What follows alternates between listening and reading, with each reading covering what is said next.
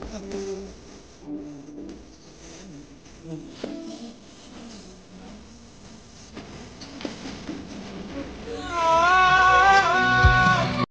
বুঝতে পারছি না জিন, তোমার এত অসুবিধা কেন হচ্ছে? ও তো মেয়ে, ওকে তো একদিন না একদিন পরের ঘরে যেতেই হতো। তার কারণেই আমি ওর বিয়েটা ঠিক করে দিয়েছি। আর এতে কি ভুল করলাম যে তুমি আমার সাথে এমনভাবে আচরণ করছো? হুম, তোমার কাছে তো এটা অনেক তুচ্ছ একটা বিষয়। ও মেয়ে বলে ওকে বিয়ে করতেই হবে, সংসার সামলাতেই হবে। কেন, মেয়েরা কি স্বাবলম্বী হতে পারে না? তাদের কি কোনো স্বাধীনতা নেই? আমি বিয়ে করে নিয়েছি, পড়াশোনা শেষ করতে পারিনি, ঠিক একই কারণে আমার বাবা মা আমাকে জোর করে বিয়ে দিয়ে দিয়েছিল। তবে আমি তোমার সাথে সুখী আছি। এটা নিয়ে সত্যি আমার কোনো অভিযোগ বা অভিমান কোনোটাই নেই, কিন্তু আমার মেয়ের বিয়ে নিয়ে আমার বলার সম্পূর্ণ অধিকার আছে। কারণ সে যেমন তোমারও মেয়ে, সে আমারও মেয়ে। তাই আমি তের বিয়ে এত তাড়াতাড়ি দিতে পারবো না। তেকে আমি আরও পড়াতে চাই। না জিন, তোমার সব কথার সম্মতি আমি দিতে পারবো না। তেকে যখন আমি একবার বলেছি বিবাহ দেব, তো তাই করব আমি। কারণ আমার মতে তের যথেষ্ট বড় হয়ে গেছে, ওকে আর ঘরে রাখা যাবে না। আর গ্রামের 5জন অনেক কথা বলে, মেয়ে বড় হয়ে যাওয়ার পরও কেন সে এখনও বাবা মা বিয়ে দিচ্ছে না। তাই আমি ঠিক করে নিয়েছি। আমি বুঝতে পারছি না তুমি এতটা কেন ওদের কথায় গুরুত্ব দিচ্ছ। এতটা ভ্রুক্ষেপ করার কোনো দরকারই নেই আরেম। তুমি শুধুই জীবনটা নষ্ট করার জন্য উঠে পড়ে লাগছো। আমার খুব খারাপ লাগছে, আফসোস হচ্ছে তুমি যে ওর বাবা এটা বলে স্বীকৃতি দিতে। কারণ গ্রামের লোক তো আমাদের খাওয়ায়ও না পড়ায়ও না, তাহলে গ্রামের লোকের কথা আমরা কেনই বা শুনবো? তুমি গ্রামের লোকের কথা ভাবছো আর নিজের মেয়ের সুখের কথা একবারের জন্য ভাবছো না। আজকালকার যুগে কেই বলো এত তাড়াতাড়ি বিয়ে করে? সামান্য আমরা গ্রামে থাকি বলেই বিয়ে করতে হবে? শহরের মানুষদের দেখো না, ওরা স্বাবলম্বী হয়, শিক্ষিত হয়, নিজের স্বাধীনতাকে আগে অর্জন করে, তারপরে বিয়ে করবে। আমি তো এটা বলছি না যে বিয়েটা তোমাকে দিতে হবে না, তের বিয়ে আমি দেব না, থেকে এইভাবেই রেখে দেব। আমি তো বললাম তের বিয়ে আমি দেব, কিন্তু সাধারণ সময়টুকু তো আসতে দাও, ও তো এখনো ছোট। তুমি এটাই শুক্রিয়া করো যে 16 বছর আমি তের বিয়েটা দিতে চাইনি। তের 18 বছর হয়ে গেছে, তো ও এখন সম্পূর্ণভাবে নিজের খেয়াল নিজে রাখতে পারে। ঠিক ভালো ভুল খারাপ বিবেচনা করার ওর এখন বুদ্ধিটুকু আছে, তো এটাই যথেষ্ট। আমি আর তোমার কোনো কথা শুনতে চাই না। তোমার ইচ্ছা থাকুক চাই না থাকুক, তের বিয়ে আমি ঠিক করেছি যখন, তের বিয়ে ওখানেই হবে। আর ছেলেকে আমার বেশ পছন্দ, তোমারও পছন্দ হবে আশা করছি। তুমি এখন গিয়ে তেকে তৈরি করে নিয়ে নিচে আসো, কিছুক্ষণের মধ্যেই ওরা দেখতে চলে আসবে তেকে। কিন্তু জিনের এখানে কিছুই বলার ছিল না, কারণ আরেম তার কোনো কথাই শুনছিল না। এক কথায় প্রত্যেকটা কথাই যেন অগ্রাহ্য করে আরেম নিচের দিকে ধাবিত হলো। জিনের খুব খারাপ লাগছে তের কারণে, কারণ সে হয়তো ভালোভাবে পড়াশোনাটুকু শেষ করতে পারেনি। তার স্বপ্ন ছিল তার মেয়ে এই পড়াশোনাটা পুরোটাই করবে, কিন্তু গ্রামে থাকার জন্য যে এইভাবে তের বিয়ে দিতে হবে সে ভাবতেই পারেনি। নিজের প্রতি প্রচণ্ড রাগ হচ্ছে, তার সাথে তের প্রতি কষ্টও হচ্ছে। মেয়েটা কিভাবে থাকবে? এখনো তো সেই বাচ্চা স্বভাবটুকুও যায়নি। ওর 18 বছর হয়ে গেলেও যে সেই বাচ্চা ভাবটা ওর মধ্যে থেকেই গেছে। ও মানিয়ে গুছিয়ে নিতে পারবে তো সংসারে? জিনের মনে হাজারো প্রশ্নের ঘুরপাক খাচ্ছে, সাথে করে 2 ফোঁটা জল চোখ থেকে গড়িয়ে পড়ল। কিন্তু তার কিছুই করার নেই। চোখ বন্ধ করে নিজের কষ্টটা বুকের বাঁ পাশে চেপে ধরে জিন তারপরে তের রুমের দিকে গেল। তে, আসবো? মা, আমি তোমাকে কতবার বলেছি আর যে যাই আসুক না কেন আমার রুমে পারমিশন ছাড়া আসতে পারবে না। কিন্তু তোমার তো আমার অনুমতি নেওয়ার দরকার নেই, আমার সবসময় তোমার অনুমতির দরকার। তুমি অবশ্যই আসবে। আর আম্মু দেখো, এই জিনিসটা তোমার পছন্দ হয়েছে? এই কবিতাটা আমি লিখেছি, কেমন লাগছে? আমি এত কথা শুনতে চাই না তে। তোমার বাবা তোমার বিয়ে ঠিক করেছে। ছেলেটা আশা করছি ভালোই হবে, তার পছন্দের ওপর আমার বিশ্বাস আছে। আমি জানি আমার মামনিটা সংসারের কিছুই বোঝে না, তবে সে ঠিক পারবে, কারণ সে জিনের মেয়ে, তাই না তে? তুমি নিশ্চয়ই পারবে, তুমি চেষ্টা করে দেখবে, তুমি অবশ্যই পারবে। আর আমি ছেলেটির সাথে আলাদা কথা বলতে চাই। আমি তোমার পড়াশোনাটা চালিয়ে যেতে চাই, যাই হয়ে যাক। তোমাকে আমার মনের মতো আমি বানাবই। আর এই শাড়িটা আমার বিয়ের সময় আমি পরেছিলাম, এখানে প্রথম এসেছিলাম তোমার আব্বুর হাত ধরে। তাই আমি চাই তুমি যখন তোমার নতুন জীবনসঙ্গীর সাথে নিজের জীবনটা শুরু করতে চলেছো, এই শাড়িটা পরবে, চলো আমি তোমাকে তৈরি করে দিই। কিন্তু আম্মু, তুমি তো এই বিষয়ে আমাকে কিছু জানাওনি, তাহলে হঠাৎ এটা? এই বিষয় নিয়ে আমি আর কোনো কথা বলতে চাই না। আমি তো বললাম আমি সব কিছু ঠিক করে দেব। আমার মেয়েটার জীবন আমি অগোছালো হয়ে থাকতে দেব না। তুমি আমার প্রতি ভরসা রাখো। আর তোমার আব্বু যখন কোনো সিদ্ধান্ত নিয়েইছেন তখন নিশ্চয়ই ভেবে চিন্তে নিয়েছে। তুমি মন খারাপ করো না, আশা করছি তোমারও ভালো লাগবে। কি করব বলো, সে যদি আমার কথাটা বুঝতো তাহলে হয়তো এই দিনটা দেখতে হতো না। ঠিক আছে, চলো এখন আমি আমার পুতুলটাকে সুন্দর করে সাজিয়ে তৈরি করে দিই। সবাই তো চলে আসবে, তাই না? জিন নিজের স্বামীর দোষটা আড়াল করে যেতে চাইলো, কারণ মেয়ের কাছে তার বাবাকে খারাপ করতে চায় না। বাবা মেয়ের সম্পর্কটা অনেক মধুর, হয়তো তে সেটা বোঝে না, কারণ আরএম যে তাকে শুধু অবহেলাই করে মেয়ে বলে। সে মেয়ে বলেই তাকে সবসময় অবহেলা করে। তার জন্যই তো আজকে তার পড়াশোনার বিষয়টা উঠতেই জিনের উপরে বলে দিল আমি যেটা সিদ্ধান্ত নেব সেটাই হবে। কিন্তু জিন কখনোই তের কাছে আরএমকে খারাপ করতে চায় না, সবসময় প্রশংসাটাই তুলে ধরে। আর যদি দোষ করে থাকে সেটা নিজের দিকেই টেনে নেয়। স্বামীকেও যে সে বড্ড ভালোবাসে। ছেলে হয়নি বলে জিনের সাথে আরএমের এরকম মতভেদ হতেই থাকে। মতের অমিল হলেই যে ঝগড়া হয়, কিন্তু তাদের ভালোবাসারও কমতি নেই। আরএম যে একেবারেই তেকে অবহেলা করে তাও না, মেয়ের স্বভাবটারই রাখে। মেয়ে যখন মেলায় ঘুরতে যায় তখনও মেয়ের সাথে যায়, কাচের চুড়ি কিনে দেয়, ইত্যাদি ইত্যাদি অনেক ইচ্ছাই পূরণ করে। তবুও যেন আজ গ্রামের লোকের কথা শুনে আরএমের মাথাটা গরম হয়ে যাচ্ছে, যার কারণে এমন একটি সিদ্ধান্ত নিতে সে বাধ্য হয়েছে। কিছুক্ষণের মধ্যেই সবাই চলে আসে, নিচের ঘরে সমাবেশ বসেছে। তেকে জিন নিয়ে আসছে, খুব সুন্দর লাগছে মেয়েটাকে। পরনে লাল শাড়ি, পায়ে রক্ত আলতা, চোখটা অনেক সুন্দর লাগছে, কাজল কালো চোখ, ঠোঁটটা গোলাপি, আর চুলটা খোপা করে দিয়ে বাঁধা, হাতে রেশমি চুড়ি।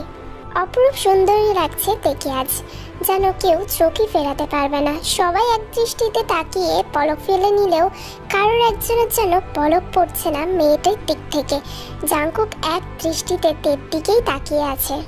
তে একবারের জন্যও মাথা তুলে দেখলো না কে কে এসেছে বা কারা তাকে দেখতে এসেছে, কারণ তার অভিমান হয়েছে তার মায়ের উপর। বাবা তো ছোটোর থেকেই তার অনেক কথাই এইভাবেই অবহেলা করে, কিন্তু মাও আজ করলো। তার খুব খারাপ লাগছে। জিন থেকে বসিয়ে দিল, তে তখনও মাথা উঁচু করেনি, যেটা দেখে আরএমের বেশ বিরক্ত লাগছে। তে এমন করে আছে কেন? হয়তো সবাই ভাববে মেয়েটাকে জোর করে বিয়ে দিচ্ছে, এমন তো নয়, ওর ইচ্ছাও আছে। এইটা ভেবেই আরএম গম্ভীর গলায় তেকে নির্দেশ দিল মাথাটা উঁচু করার জন্য। তে আস্তে আস্তে নিজের চোখের পলক ওপরের দিকে করতেই তার চোখ যেন বড় বড় হয়ে গেল। সামনে থাকা মানুষটিকে সে তো চেনে বই কি, খুব ভালোভাবেই চেনে। আচ্ছা মা, তুমি যদি আলাদা করে আমাদের ছেলের সাথে কথা বলতে চাও, তুমি ভিতরের ঘরে গিয়ে কথা বলতেই পারো। তোমার কি জাংকুকের সাথে কিছু বলার আছে? না, ও কি বলবে? ওর তেমন কোনো কথাই নেই। আসলে আমাদের মেয়ে এক কথার মতেই বিশ্বাসী, আমরা যা বলবো ও তাই করবে। আর ওর ইচ্ছাটাই আমাদের ইচ্ছা, যেমন তেমন আমাদের ইচ্ছাটাই ওর কাছে শেষ ইচ্ছা আর শেষ সিদ্ধান্ত। আমি বুঝতে পেরেছি আপনার মেয়ে আপনাকে খুব সম্মান করে আর খুব ভালোবাসে, কিন্তু আমার বৌমার মুখে হাসি নিয়ে আমি আমার বৌমার গৃহপ্রবেশ করাবো। তো আমার বৌমার সব কিছু আবদার তো আমাকে দেখতেই হবে, তাই না? যদি ওর কিছু বলার থাকে ওর হবু জামাইয়ের সাথে সেটা বলতেই পারে। আপনারা প্লিজ বাধা দেবেন না। যাওতে জাংকুক, যা গিয়ে তোরা আলাদাভাবে কথা বলে নে, কারণ এরকম তো অনেক কথাই থাকতে পারে যা আমাদের সামনে ওরা বলতে ইতস্তত বোধ করবে। এর জন্যই আমি বললাম। আরএমের অনিচ্ছা সত্ত্বেও তাদেরকে কথাটা মেনে নিতে হয়, কারণ ইয়নজুন বলেছে। ইয়নজুনের কথাও তারা ফেলতে পারবে না, যতই হোক পাত্রের মাসে। এরপরে আর কোনো কথা বলার সাহস হলো না তাদের। তেদ আর জাংকুক দুজন উঠে পাশের ঘরে চলে গেল। এক সপ্তাহ আগের ঘটনা। আকাশের কালো মেঘ, সাথে আকাশের হুঙ্কার আর বিদ্যুতের ঝলকানি, পুরো পরিবেশটাই যেন থমথমে হয়ে রয়েছে। খুব জোরেই বাতাস বইছে। আর সাথে অবিরাম তো বৃষ্টি চলেই আসছে। কখন থেকে বৃষ্টি হচ্ছে, বৃষ্টি থামার আজ যেন নামই নেই। জাংকুক কাজ থেকে ফিরছিল, কোনো একটা কাজেই সে আটকা পড়েছিল, যার কারণে ফিরতে একটু দেরি হয়ে গেছে। তবে এই বৃষ্টির মধ্যে সে আটকে গেছে, এখন কোন দিকে যাবে সে বুঝতে পারছে না। হালকা হালকা ভিজে গেছিল, তখনই একটা গাছের তলা দেখে সেখানেই গিয়ে দাঁড়ালো। অনেকক্ষণ ধরে দাঁড়িয়ে আছে, বৃষ্টি থামার নামই নেই। জাংকুক চারিদিকেই তাকিয়ে তাকিয়ে দেখছিল কেউ আসছে নাকি, তবে পরিবেশটা একদমই থমথমে, কেউই বাইরে নেই। জাংকুক আর কোনো কিছু ভাবলো না, চুপচাপ অনেকক্ষণ ধরেই দাঁড়িয়ে রয়েছে, প্রায় 1 ঘন্টা হয়ে গেছে। তার মাথায় কিছু আসছে না, এখন কি করবে? বৃষ্টিতে ভিজে ভিজে যাবে নাকি এখানেই অপেক্ষা করতে থাকবে? এইসব ভাবনা চিন্তার মাঝখানে হঠাৎ তার দৃষ্টি আকর্ষণ করলো একটা নারীর অপরূপ সুন্দর রূপ। মেয়েটা এত রূপসী, এত সুন্দর, তার সৌন্দর্যতা যেন জাংকুককে মুগ্ধ করে দিল। খুব সুন্দর লাগছে মেয়েটার মুখের হাসিটা, যেন বেশি ভালো লাগছে জাংকুকের। ওটার পিছনেই যেন জাংকুক পাগল হয়ে যাচ্ছে। জাংকুক দাঁড়িয়ে দাঁড়িয়ে অনেকক্ষণ ধরে মেয়েটাকে লক্ষ্য করছে, কিন্তু মেয়েটা সেই দিকে কোনো ভ্রুক্ষেপই নেই, তার কোনো ধারণাই নেই যে কেউ তার রূপে মুগ্ধ হয়েছে। জাংকুক যেমন এক দৃষ্টিতে মেয়েটার দিকে তাকিয়ে আছে, মেয়েটাও বাচ্চাদের মতো বৃষ্টির পানিতে যেন লাফালাফি করছে, এই দিক থেকে ওই দিকে যাচ্ছে। তার যেন খুব ভালো লাগে, বৃষ্টির সাথে তার যেন বন্ধুত্ব। এত মিষ্টি একটা মেয়েকে লাগতে পারে, তাও এইভাবে। জাংকুকের সেটা জানা ছিল না। আসলে এই জাংকুক মেয়েদের থেকে একটু দূরে থাকতেই পছন্দ করে, কিন্তু আজ হঠাৎ এমন একটা পরিস্থিতির সামনে সে পড়বে সে ভাবতেই পারেনি। সে বুঝতেই পারলো সে প্রেমে পড়ে গেছে, মেয়েটা ভালোবেসে ফেলেছে সে মেয়েটিকে।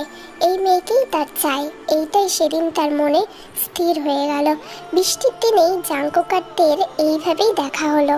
আমি জানি তোমাদের মনে এখন অনেক প্রশ্ন আসবে, কিন্তু গল্পটা ভালোভাবে শোনো, মানে সামনের সিনগুলো দেখো, তারপরে নিশ্চয়ই সব প্রশ্নের উত্তর পেয়ে যাবে তোমরা। আচ্ছা, তোমার নাম তো তে? ও, ক্ষমা করে দিও, তুমি বলে ফেললাম। আপনার নাম তো তে? আচ্ছা, আপনি কি রাজি বিয়েতে?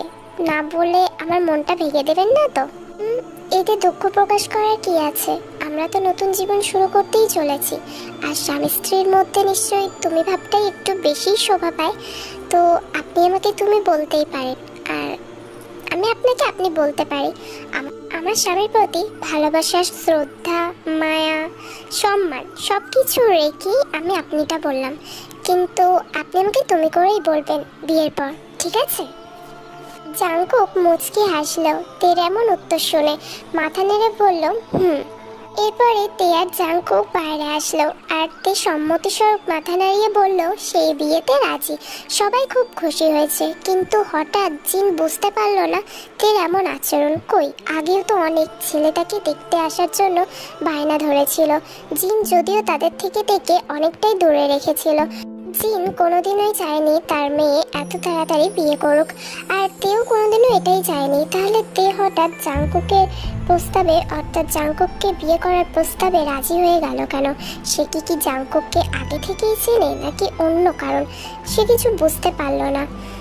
তে এমন স্বভাব তো ছিল না, সে তো সবসময় ছেলেদের থেকে দূরত্ব বজায় রাখতেই পছন্দ করে, কারণ জিন যতবারই তাকে বিয়ের কথা বলেছিল আরিমের অনুরোধে তখনই দেখতে পেয়েছিল তের কোনো ভ্রুক্ষেপ নেই এই বিষয়ে, আর তার একটা অস্বস্তিকর মুখের প্রতিচ্ছবি। কিন্তু আজ বুঝতে পারলো না তের হঠাৎ এই পরিবর্তনের কারণ।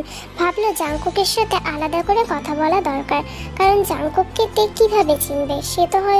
সে কোনোদিনই হয়তো জাংকুককে দেখেনি, এই প্রথম দেখছে। যাই হোক, এরপরে জিন সবাইকে বলল সে জাংকুকের সাথে কথা বলতে চায়।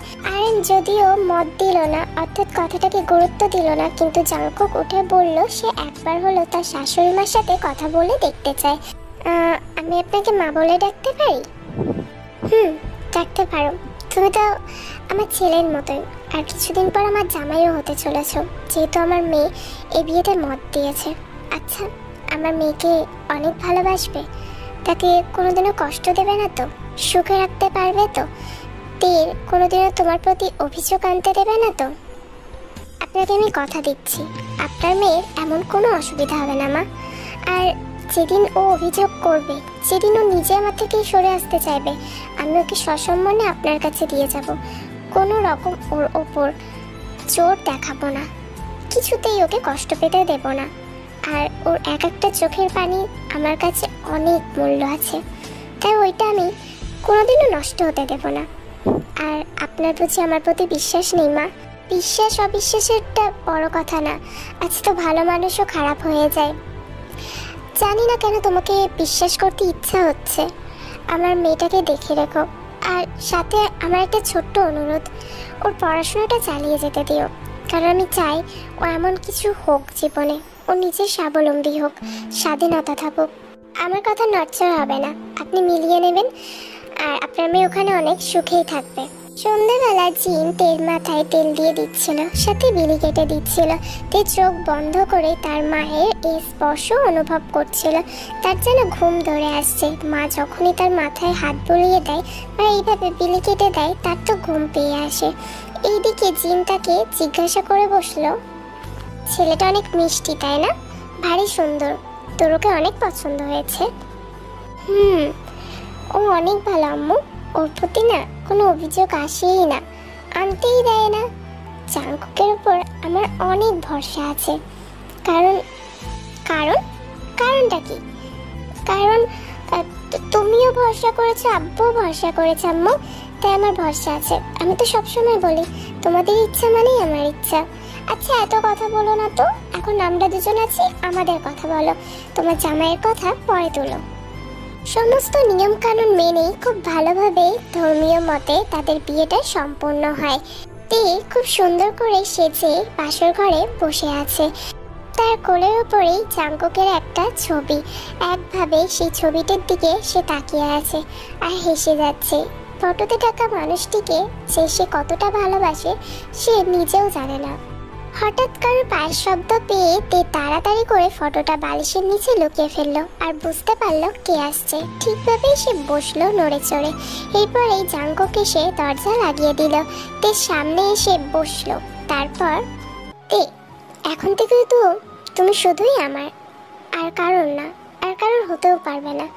আমি যেটা চেয়েছিলাম আল্লাহ আমাকে সেটা দিয়েছে, আর সেটা তুমি। তোমাকে আমি অনেক ভালোবাসি, কোনোদিনও হারাতে চাইনি, আর হারানোর কথা কোনোদিনও ভাবিও নি। কারণ আমার কোথাও না কোথাও মনে হতো তুমি একদিন না একদিন আমার হবে, আর এই জিনিসটাই আজ পূরণ হয়েছে। তে আমাদের নতুন সম্পর্ক শুরু হওয়ার আগে আমি একটা কাজ করতে চাই, আমাকে অনুমতি দেবে? জাঙ্কুকের এই মায়ামাখা কণ্ঠে তে যেন গলে যাচ্ছে। মাথা নেড়ে অনুমতি দিল সে, কিন্তু তার ভীষণ লজ্জা লাগছে, যার কারণে সে কিছু বলতে পারল না। শুধুই ওর মাথা নেড়ে অনুমতিটাই দিল। আপনি কি করতে যাচ্ছিলেন এইভাবে? এইভাবে কেউ মানে হঠাৎ? আপনি আপনি আমার স্বামী, আপনাকে আমার সালাম করতে হবে, কিন্তু আপনি আমার পায়ে হাত দিচ্ছেন কেন? আমার বউকে খুশি রাখা সেটাও আমার কর্তব্য না একজন স্বামী হিসাবে? তুমি তোমাকে সালাম করলে, এবারে আমার যে কাজটা করার সেটা করতে দাও। তো এইভাবে তো মানে মানে এইভাবে তো তুমি প্রথমে যখন অনুমতি দিয়েছো এখন কেড়ে নিতে পারবে না। তে এটা কিন্তু ঠিক না। প্রথমে যখন বলেছো তাহলে আমি যা করতে চাই আমাকে করতে দিতে হবে। তে আর এই কথাটা ফেলতে পারলো না, কারণ জাঙ্কুক অনেক মিষ্টিভাবেই তার সাথে কথা বলছে, কোনো রকম জোর সে করেনি, আর সে তো আগে অনুমতি নিয়েই নিয়েছে। তাই আর কি করার, তে চুপ করেই বসে আছে। এরপরে জাঙ্কুক তের পাটা হাতে তুলে নিয়ে আলতো করে নিজের ঠোঁট স্পর্শ করলো সেখানে। তের অন্যরকম একটা অনুভূতি আসলো, যার কারণে সে চোখটা বন্ধ করে নিল। মিষ্টি রোদ্দুর তের চোখে মুখে এসে পড়লো। তের ঘুমটা ভেঙে গেছে। আস্তে আস্তে ঘুম থেকে উঠে চোখটা কচলাতে কচলাতে সে পাশে ফিরে দেখলো কেউ নেই। হ্যাঁ, সে বুঝতেই পেরেছে জাঙ্কুকের কাজের ব্যাপারে তের ধারণা আছে, তার কারণে সে সেইভাবে কোনো ভ্রুক্ষেপ করলো না। নিজেকে তৈরি করে নিয়ে নাস্তা খাওয়ার জন্য নিচে চলে আসলো সে।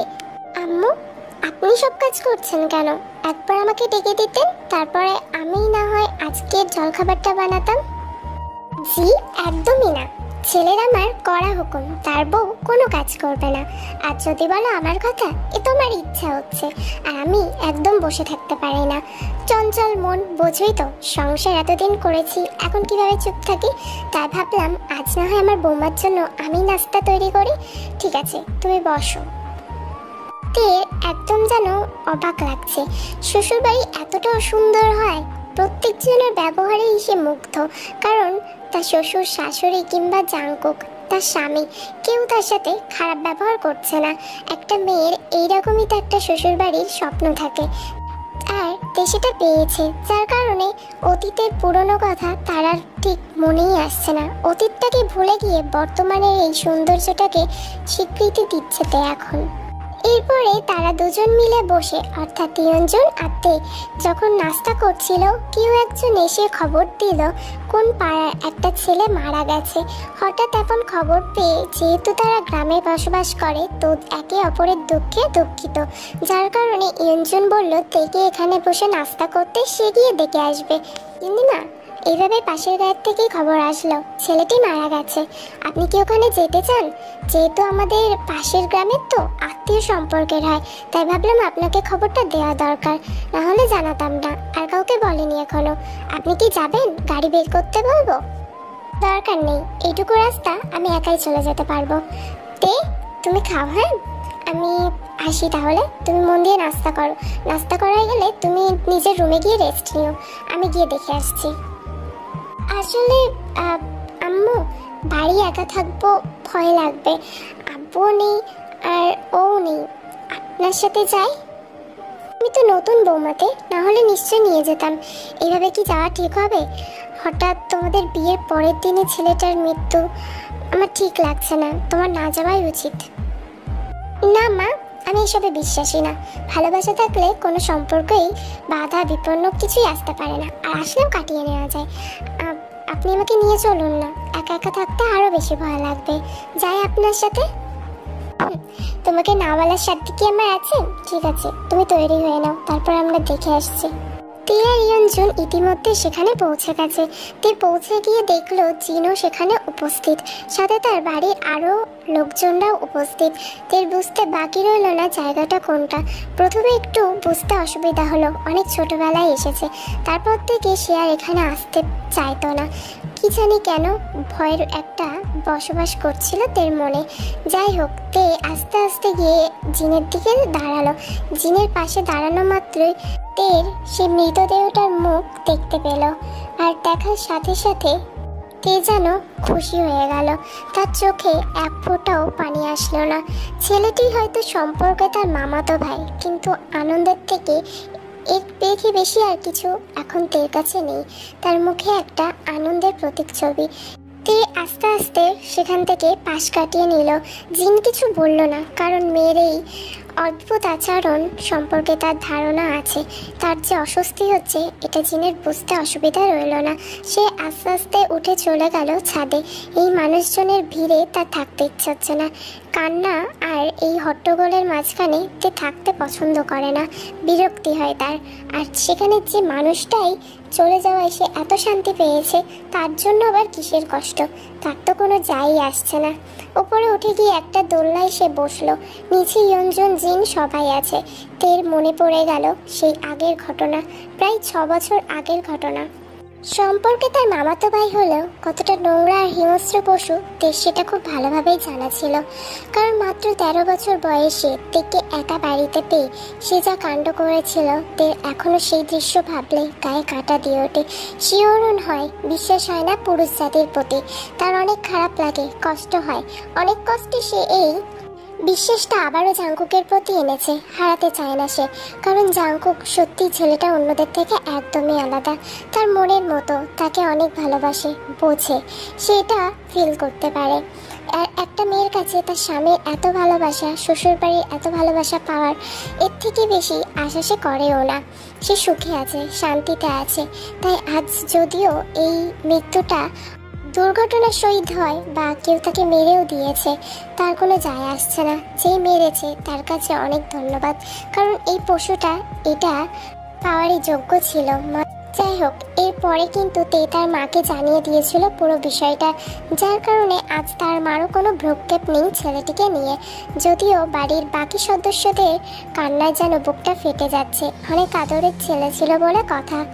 তে ছোট থাকার কারণে তাকে নিজের কাছে এনে পাশে বসিয়ে তার চুলগুলো হালকাভাবে সরিয়ে দিচ্ছিল তার মামাতো ভাই। তের এই টাচটা একদমই সুবিধার ঠেকলো না, কারণ যতই হোক মেয়েদের একটা ভালো আর খারাপ অনুভূতি থেকেই থাকে।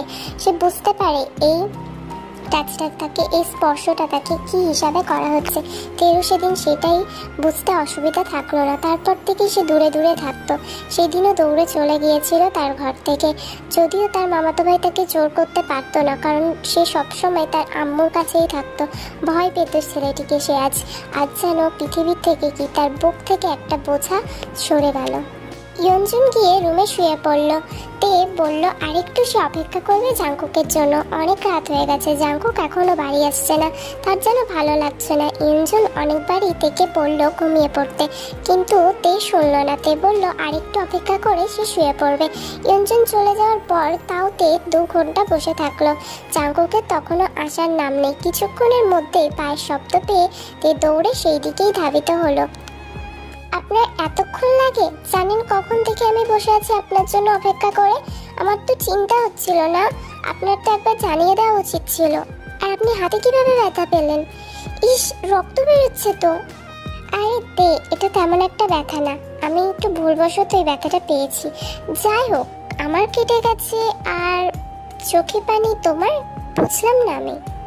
থাক, আপনাকে আর বুঝতে হবেও না, আপনি এগুলো কিভাবেই বা বুঝবেন। দাঁড়ান, আমি খুলে দিচ্ছি। তে আমার হাত সেইভাবেও কাটেনি, আমি নিজের জুতো নিজে খুলে নিতে পারি। তুমি সরো, তোমাকে আমার পায়ে হাত দিতে হবে না। দাঁড়ান, আমার অধিকার আছে। কাল রাতে যখন আপনি দিয়েছেন, এইটুকু আমি করতেই পারি। আচ্ছা ঠিক আছে, করো। স্বামীর সেবা করা অনেক ভালো কাজ। আপনাকে আমি বেশি কথা বলতে বলিনি। এসছেন তো দেরি করে, তার উপরে হেসেই যাচ্ছেন, আবার হাত কাটে এসছেন। আপনি রুমে যান, আমি ফার্স্ট এড বক্স আর আপনার খাবার নিয়ে আসছি। এরপরে তে রুমে আসলো। জাংকুক ফ্রেশ হয়ে ইতিমধ্যে বাইরে এসেছে। তে ফার্স্ট এড বক্সটা নিয়ে জাংকুকের পাশে গিয়ে বসলো। তারপরে ভালো করে ব্যান্ডেজ করে দিল আর ড্রেসিং করে দিল। এরপরে তে জাংকুককেও খাইয়ে দিল, তারপর নিজেও খেয়ে নিল, কারণ জাংকুকের জন্য সে সেই থেকে অপেক্ষা করে বসে আছে। জাংকুক তের কাছে বলল একটু ছাদে যেতে, তারা দুজন মিলে যাবে। তে প্রথমে রাজি হতে চাইছিল না, তারপর জাংকুক এত জোর করাতে সে বলল আচ্ছা ঠিক আছে। ছাদে জাংকুক তের কোলে মাথা রেখে ঘুমিয়ে আছে। চাঁদনি রাতে তে চেকের মুখটা কে একভাবে তাকিয়ে আছে, কারণ জাংকুককে আজ অনেক সুন্দর লাগছে, অনেক মিষ্টি লাগছে। তে যেন নতুন করে আবারও প্রেমে পড়ে যাচ্ছে জাংকুকে, আর তার মাথায় বিলি কেটে দিচ্ছে। জাংকুক তো ঘুমিয়ে পড়েছে ইতিমধ্যে, কিন্তু তের ঘুম আসছে না। একভাবে নিষ্পলক দৃষ্টিতে সে যেন জাংকুকের দিকেই তাকিয়ে আছে। আস্তে আস্তে জাংকুকের দিকে তাকিয়ে থাকতে থাকতে কখন যে তার চোখটা বুড়িয়ে গেল সে নিজেও বুঝতে পারল না। একটা মানুষের অতৃপ্ত আর্তনাদ। ছেলেটিকে কেউ টুকরো টুকরো করে কেটে ফেলছে, কিন্তু তার শরীরের কিছু কিছু অংশই কাটা হয়েছে, বাকি অংশটুকু ভালোভাবেই রাখা হয়েছে, যেন কারোর অপেক্ষার জন্য। আমাকে কেন এভাবে আপনি কষ্ট দিচ্ছেন বলুন? মেরে ফেলুন না একবারেই আমাকে। যদি আমাকে আপনি নাই ছাড়তে চান, আমি আর পারছি না এই যন্ত্রণা সহ্য করতে। দয়া করে আমাকে ছেড়ে দিন, আমি সত্যিই আর পারছি না, আমার খুব কষ্ট হচ্ছে। ছেলেটি আর কেউ না, এই ছেলেটিই হলো তের সেই মামাতো ভাই। আমি শুধু তেকে চাই। তের দিকে যে চোখ তুলে তাকাবে তার ঠিক এই অবস্থাটাই হবে যেটা এখন তোর হচ্ছে। কথাটা শেষ করে সামনে থাকা মানুষটি খুব জোরে হাসতে শুরু করলো। জানো, জাংকুক আমাকে খবরও দেয়নি তার চেয়ে বিয়ে হয়ে গেছে। আর তোমার কথাও তো আমি ঠিকভাবে জানতাম না। তুমি তে, তাই না? ও, আপনি জাংকুকের বোন? আমি তে। আপনি কেন আসেননি বিয়েতে? জাংকুক সত্যি আপনাকে বলেনি? হ্যাঁ, আমি মজা করছিলাম। ও আমাকেও সব সিক্রেট জানায়, আর যেগুলো হয়তো তুমিও জানো না। আমি শুধু এটুকুই বলবো, জাংকুকের চয়েস আছে, আর ও তোমাকে ভীষণ ভালোবাসে। আমার ভাইটাকে একদমই কষ্টে রাখবে না, বুঝলে? কোনো কথা বললো না। তার গালগুলো অজান্তেই গোলাপি হয়ে গেল, মুখটা নিচু করে নিল। খুব লজ্জা লাগছে তার। জাংকুক তাকে ভালোবাসে সেই প্রমাণ তে খুব ভালোভাবেই পেয়ে গেছে। বাগানে ঘোরাফেরা করছিল তে আর জাংকুকের সেই ফুফাতো বোন অর্থাৎ হায়াত। হঠাৎ হায়াতের ফোনে একটা ফোন আসলো। সে একটু সাইডে গিয়ে কথা বলছিল ফোনে। তখনই তের চোখ পড়লো একটু সুন্দর গোলাপ ফুলের গাছের ওপর, কারণ লাল গোলাপদের অনেক পছন্দের। সে যেন একদমই নিজের লোভ সামলাতে পারলো না, গোলাপগুলো ছুঁয়ে দেখায় তার অনেক ভালো লাগে। আর সে আজ এখানে তৃতীয় দিনে এসছে, বাগানটা ভালোভাবে দেখেনি। তখনই ঘুরতে ঘুরতে দেখতেই তার চোখ পড়লো সেই গোলাপগুলোর দিকে। তে নিজেকে আর সামলাতে পারলো না, কারণ লাল গোলাপ যে তার কতটা প্রিয় সে তা ভাষাতেও বুঝিয়ে দিতে পারবে না। কিন্তু তে গোলাপ তুলছিল খুব সাবধানের সহিত, যেহেতু আমরা সবাই জানি গোলাপের কাঁটা কতটা ধারালো, যতটা সুন্দর ততটাই মারাত্মক। তখনই ভুলবশত তের হাত থেকে কয়েকটা গোলাপ পড়ে গেল। তে তুলতে যাবে তখনই সে খেয়াল করলো না তার পায়ের কাছে একটি গোলাপ পড়েছিল, যার কারণে তার পায়ে কাঁটা ফুটে গেল।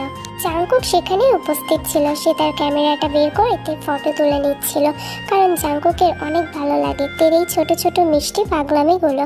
তে যখন গোলাপ তুলতে গেছিল তখনও বেশ কয়েকটা ফটো তুলেছে, আর সেই দিন যখন তাকে বৃষ্টিতে ভিজতে রেখেছে তখনও তুলেছিল সে। তার অনেক ভালো লাগে তের এই দুষ্টু দুষ্টু বুদ্ধিগুলো। কিন্তু হঠাৎ করে তের পায়ে এমন কাঁটা ফুটে যাবে সেটা জাংকুকও বুঝতে পারেনি। তাড়াতাড়ি ক্যামেরাটা ফেলে তের দিকেই দৌড়ে গেল। অন্যদিকে হায়াতও চলে এসছে, কারণ তের ব্যথা পাওয়ার কারণে খুব জোরেই চিৎকার করেছে আর মাটিতে বসে পড়েছে। জেগে গিয়ে তেকে বলল, তে একটু সাবধানে দেখবে তো, অনেক ব্যথা লাগছে না? দেখি আমার দিকে পাটা দাও। না না, আমি সেভাবে ব্যথা পাইনি, আমি কাঁটাটা বের করে নিয়েছি, আমি হাঁটতে পারবো। আমি রুমে যাচ্ছি, রুমে গিয়ে অয়েন্টমেন্ট লাগিয়ে নিলেই ঠিক হয়ে যাবে। হ্যাঁ সেটাই, তুমি এখন বলবে আর আমি তোমাকে এর উপর থেকে হাঁটতে দেব। সেটা কখনোই সম্ভব না, তুমি এখন জুতো পরতে পারবে না, সেটা আমি ভালোভাবেই জানি। আর এখন যদি তুমি এই অবস্থায় খালি পায়ে হেঁটে যাও তাহলে অনেক ইনফেকশন হতে পারে। কাঁটার থেকেই সবকিছু শুরু হয়, তো আমার সামনে জেদ দেখাবে না, বুঝলে? এরপর এই জাংকুক এটা বলে তেকে কোলে তুলে নিল। তের বেশ লজ্জা লাগছিল, কারণ সেখানে হায়াত ছিল, যার কারণে তের লজ্জাটা অনেক বেশি হয়ে গেছিল। এরপরে জাংকুক বাগানে থাকা একটা দোলনার উপরে তেকে বসালো। তারপরে তার পাটা নিয়ে অয়েন্টমেন্ট লাগিয়ে দিল হালকা হালকা করে। তখন হায়াত জাংকুককে কিস করে বলল, তে দেখছি স্বামী মানুষের একটাই আছে, তোমারই ওয়ান পিস, বুঝলে? এত ভালোবাসা আমার বড় তো মনে হয় আমাকে এত ভালোবাসে না। জাংকুক দেখি তার সব ভালোবাসা একদম নিয়েই তোমার কাছে উজাড় করে দিচ্ছে। অন্য স্বামীদের ভালোবাসা আর রাখবে বলে মনে হয় না। শোন, 10টা না 5টা না, আমার একটা মাত্র বউ, শুধু একমাত্র বউ, তার যত্ন নেব না আমি? তে কোনো কথা বলে না। তাদের দুজনের কাণ্ড দেখে আর এই এমন ঝগড়া দেখে সে হেসে ফেলে। রাত তখন 12টা বাজে। জাংকুক তের চোখ ধরে একটা জায়গায় নিয়ে আসে। জায়গাটা অনেক সুন্দর, নীল দিঘি, সাথে গাছ আছে পাশে, না ফুল গাছ দিয়ে ভরা। লেকটার সাথে যেন টাচ করেই একটা সিট রাখাই আছে। খুব সুন্দর লাগছে জায়গাটা, আর পরিবেশটা যেন থমথমে। জাংকুক তের চোখটা খুলে দিল। এরপরে তে দৃষ্টিমুগ্ধ হয়ে একভাবে সেই চারিদিকটাই দেখতে থাকলো। তখনই জাংকুক একটা হার নিয়ে তার পকেট থেকে একটা হার বের করে তের গলায় পরিয়ে দিল, আর তার কানের কাছে গিয়ে বলল, হ্যাপি বার্থডে মাই ওয়াইফি। আপনার মনে আছে আজ আমার বার্থডে? তোমার হয়তো মনে থাকবে না, নিজের বার্থডে তুমি ভুলে গেছো, ভাবতে পারো? কেমন মেয়ে তুমি তে, নিজের জন্মদিনটাও মনে রাখতে পারো না? আমার সব কিছু মনে থাকে, আমার ওয়াইফের প্রত্যেকটা জিনিস। এত ভালোবাসি এমনি এমনি। আর তখন যেটা বললাম তুমি ভুলে গেছো? তোমার কি মনে হয় আমি মজা করে বলেছি? তুমি শুধু আমার একমাত্র বউ, তো তোমার খেয়াল রাখবো না তো কার খেয়াল রাখবো বলো? তের চোখে পানি চলে আসলো, কারণ জেকের এত ভালোবাসা তের কপালে সহ্য হবে তো? এরপর জাংকুক তের কপালে একটা কিস করলো, দেন তার চোখের পানিটা মুছিয়ে দিল আর তাকে টাইটলি হাগ করলো। আর তে হাতটা ব্রেক করে জাংকুককে উদ্দেশ্য করে বলল, কাল আম্মুদের বাসায় যাব, কারণ আম্মুকে অনেক মিস করছি। অনেক দিন তো হয়ে গেল বলো, আম্মুকে কতদিন দেখিনি। তুমি যাবে তো আমার সাথে? আপনি যাবেন তো আমার সাথে? এখন আমি তো আর তোমার অচেনা নই, তো আপনিটা বলবে না, ভালো লাগে না শুনতে, তুমি বলেই বলবে। আর তোমাকে আমি যেতে দিতে চাই না, মানে তুমি যাবে না ওখানে। আমি চাই না তুমি আমার থেকে দূরে থাকো, সবসময় আমার কাছেই থাকবে। এইটুকু আশা পূরণ করতে পারবে না? আগে আমার কাছে আমার আম্মু, তারপরে আপনি, বুঝলেন? ঠিক আছে, আপনাকে আমি ভালোবেসে ফেলেছি, কিন্তু তাই বলে আমি আমার আম্মুর থেকে দূরে থাকতে পারবো না। আপনার যদি মনে হয় আমি কাল যাব না, তাহলে আপনি ভুল ভাবছেন। ঠিক আছে, কালই প্রমাণ হয়ে যাবে তুমি কাকে বেশি ভালোবাসো, আর আমি এটা দেখবো তুমি ওখানে কিভাবে যাও। কিন্তু সকালে জাঙ্কুকের আগে ঘুম থেকে উঠে গেল আর একটা লেটার জাঙ্কুকের পাশে রেখে সে তার আম্মুদের বাসায় চলে আসলো। সকালে অনেকক্ষণ ধরেই জাঙ্কুক থেকে ঘুম থেকে উঠে যাওয়ার পর খুঁজছিল, তখন ইয়ঞ্জুন তাকে বলল তে তার আম্মুর বাসায় গেছে, তাকে জানিয়ে দিয়ে গেছে। এরপরে জাঙ্কুক রুমে এসে রেডি হতে থাকলো, তখনই দেখলো একটা লেটার টেবিলের পাশে রাখা। জাঙ্কুক সেটা তুলে পড়তে শুরু করলো। তে তাকে খুব মিষ্টিভাবে সরি বলেছে। তারপরে জাঙ্কুককে বলল, তোমার ভালোবাসার জায়গা কেউ নিতে পারবে না, তবে আমি আমার আম্মুকে না দেখে থাকতেই পারবো না, বিশেষ করে আজ আমার জন্মদিন। তুমি বারণ করলেও আমি আসতাম, আর অনুমতি দিলেও আমি আসতাম। জেগে রাগটা যেন নিমিষের মধ্যে গলে গেল, কিন্তু সে মনে মনে ঠিক করেই নিল তের সামনে গিয়ে সে রাগ দেখাবে। সেও রেডি হয়ে তারপর তেদের বাসায় গেল। জাঙ্কুকের মধ্যে একটা রাগী রাগী ভাব অবশ্যই আছে, কিন্তু জিনের সামনে সেটা প্রকাশ করলো না। জিন খুব ভালোভাবে নিজের জামাইয়ের আপ্যায়ন করলো। তে রাতে ছাদে দাঁড়িয়েছিল, কারণ জাঙ্কুক তার সাথে একটাও কথা বলছে না। এক পাশে জাঙ্কুক, অন্য পাশে তে অনেকক্ষণ ধরে চেষ্টা করছে, কিন্তু পারছে না। জাঙ্কুক যেন ঠিক করে নিয়েছে সে তের সাথে আর কথা বলবে না। তে তাই বলল, বুঝতে পেরেছি, আপনাকে কথার জালে ফাঁসানো যাবে না। বলুন তো কি করতে হবে, আমি এখন সেটাই করব, আপনি যা বলবেন। সত্যি বলছি, কথা দিচ্ছি। আচ্ছা বাবা, আমাকে ক্ষমা করে দিন, আম্মুর কাছে আসছি তো, অন্য কারোর কাছে যাব না, আপনার কাছেই তো সবসময় থাকবো। আর তাছাড়া আজ আমার জন্মদিন, জন্মদিনের দিন নিজের বউকে এত কষ্ট দেয় কেউ? আপনারা বলছিলেন আমি একমাত্র ওয়াইফ, আমার চোখের পানি আপনি সহ্য করতে পারেন না, তাহলে এখন আমি কান্না করবো, আপনার ভালো লাগবে? আপনি কিন্তু আমাকে এবার কষ্ট দিচ্ছেন, আমার সাথে কথা বলুন, না হলে আমি সত্যি সত্যি কান্না করব। জাঙ্কুক চায় না আজকে জন্মদিনের দিন তে কাঁদুক, আর তাছাড়া তার রাগ তো অনেক আগেই কমে গেছে। আর তে বেচারি অনেকক্ষণ ধরে চেষ্টা করছে, যদিও পারছে না। তাই জাঙ্কুক তাকে উদ্দেশ্য করে বলল, না থাক, এত ঢঙ্গি মাইয়া আমি বিয়ে করেছি যে কথায় কথায় কেঁদে দেয়। যাই হোক, আমার নিজেরই যখন বউ, তো ক্ষমতা করে দিতেই হবে, বাট আমাকে হাক করো টাইটলি, তাহলেই আমি তোমার সরিটা অ্যাকসেপ্ট করার কথা ভেবে দেখবো। সেটা শেষ করতে জাঙ্কুকের যতক্ষণ না দেরি হলো, তে কিন্তু হাক করতে দেরি হলো না। সে দৌড়ে এসে জাঙ্কুককে জড়িয়ে ধরলো। দূরে জিন দাঁড়িয়ে এতক্ষণ সবকিছুই দেখছিল। তে যখন জাঙ্কুককে জড়িয়ে ধরে সে সেখান থেকে চলে আসে। সিঁড়ি দিয়ে নামতে নামতে সে ভাবছিল আর অনেক খুশি হয়েছিল।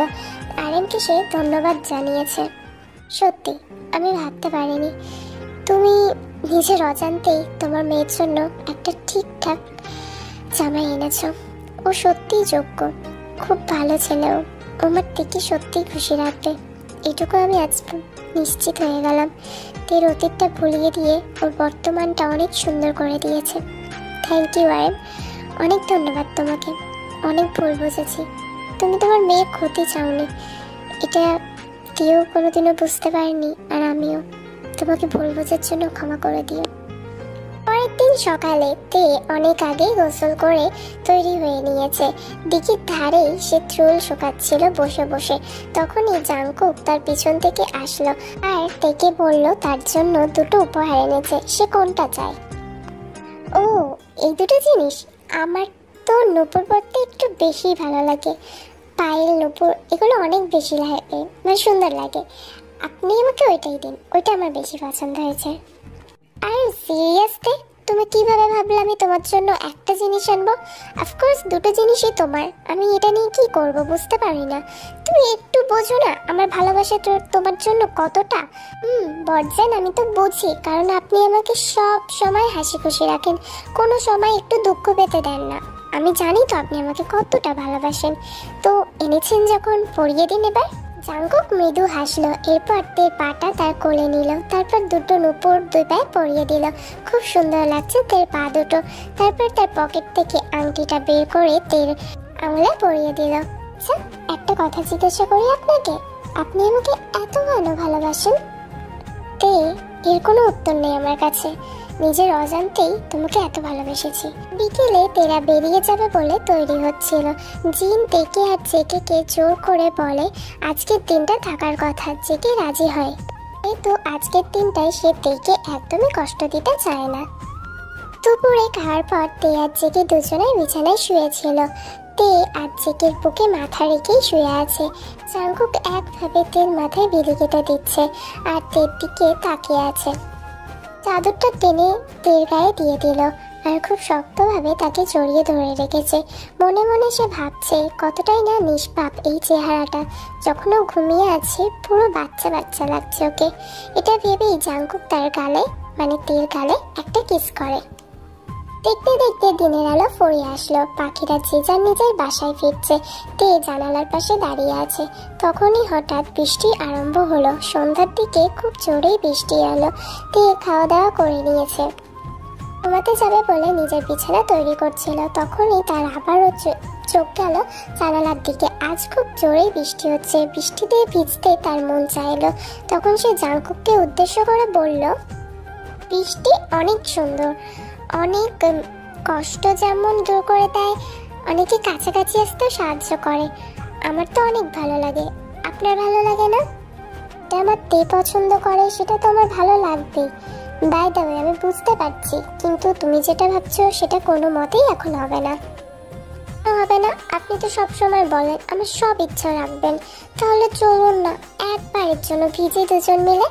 আমার তো খুব স্বপ্ন, মানে অনেকদিন আগেরই স্বপ্ন ছিল আমরা দুজন মিলে একসাথে ভিজবো। চলুন না, চলুন না। এই বাচ্চা বাচ্চা জেদগুলো করো না, কারণ আমি তোমাকে নিয়ে যাব না। এখন মুখটা এরকম কেন করছো? আমি চাই না। তোমার শরীর খারাপ হলে কি হবে বলো? তুমি বুঝতে পারো না? কিছুই হবে না। আপনার মনে হয় আপনি মনে হয় ভুলে যাচ্ছেন আমি এই প্রথম না, আর এর আগেও আমি অনেক ভিজেছি। কিন্তু আমি কোনো কিন্তু শুনতে চাই না। আমি যখন না বলেছি তো না। ঠিক আছে, আমি আপনার সাথে কথা বলবো না, আমি চলে যাচ্ছি অন্য রুমে। আচ্ছা আচ্ছা আচ্ছা, ঠিক আছে। রাগ করছো কেন বলো? আমি তো তোমার কথা ভেবেই। তুমি যখন চাইছো না, চলো চলো, আমরা দুজন মিলেই ভিজবো। এবারে তো খুশি? মুখটা এরকম করবে না, আমার একদম ভালো লাগে না আমার তে যখন কান্না করে। তে খুশি হয়ে উঠানের দিকে দৌড় দিল, সাথে জাঙ্কুকও তার পিছন পিছন গেল। তেকে এভাবে ভিজতে দেখে তার খুব ভালো লাগছে, কারণ এই সময়টাই তে সব থেকে বেশি হাসি খুশি থাকে। কি জানি মেয়েটার বৃষ্টি এত কেন ভালো লাগে। দুজনকে সেই সুন্দর লাগছে। দুজন যেন দুজনের জন্যই তৈরি হয়েছে, মেড ফর ইচ আদার। সকালেই তে জেকে খেতে নিয়ে যায়। জেকে শহরে মানুষ হয়েছে, তবে এখন তার আব্বু আম্মুর সাথে তাকে গ্রামে থাকতে হচ্ছে। তাই সেইভাবে গ্রামের নিয়ম কানুন জেকে জানা ছিল না। তে আর জেকে দুজন কথা বলতে বলতেই হাঁটছিল। তখনই তে দুষ্টামি করে জেকে একটা ধাক্কা দিয়ে আদা বাটির উপরে ফেলে দিল। তে, এটা কিন্তু ঠিক না। আমি এরকম তোমার সাথে কিছুই করি না, আর তুমি সবসময় আমাকে সাথে এরকম করো কেন? তুমি আমাকে ফেললে কেন ঠালা দিয়ে? বিশ্বাস করুন, আপনাকে এভাবে দেখতে অনেক বেশি ভালো লাগছে, যার কারণেই তো কাজটা করলাম। কেন?